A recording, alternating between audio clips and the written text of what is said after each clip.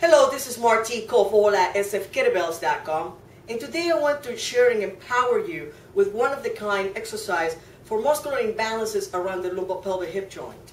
It is called the Cook Hip Lift, and it is named after world-renowned physical therapist Greg Cook, who I personally met back in '06 in Minnesota, where he and I were attending the RKC.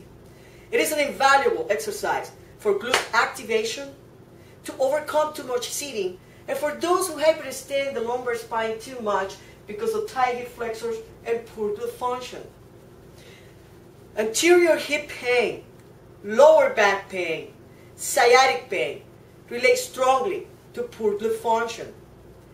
The Cook Hip Lift, it is both a test to see whether your glutes are firing or not, and an exercise that teaches the critical difference between hip and lumbar spine range of motion. It is a single leg bridging movement, and this is how it looks.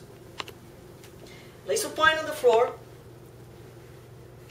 drawing your abs to stabilize your hip, and to limit movement at the lumbar spine, bring your knee close to your chest. And to ensure that the knee stays tight and close against the chest, place a tennis ball near the bottom of the rib cage. Place opposite foot to midline and push through the heel and raise your hip.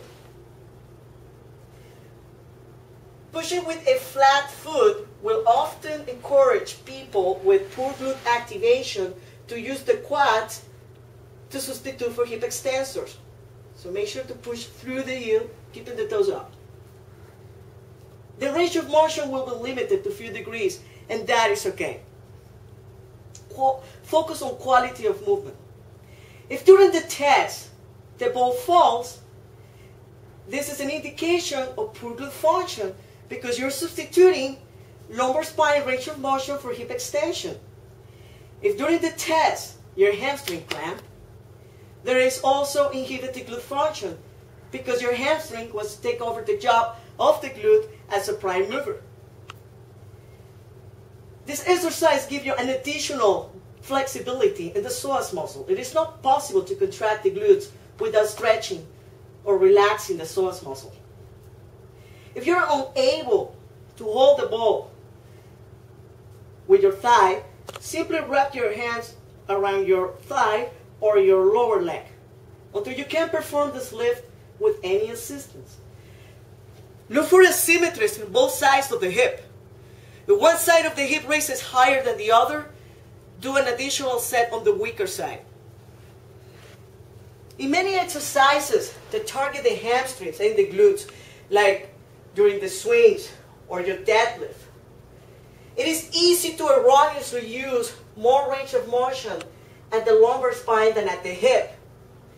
It is also easy to extend the hip using the hamstrings instead of using the glutes. For this reason, I encourage you to perform the Cook Hip Lift before every single workout as a part of your warm-up. On each week, follow the progression of 3 sets of 8, 10, 12, 14, and 15 reps. And once you're able to perform 3 sets of 15 reps without dropping the tennis ball, then you'll be able to move on to the next supine progression.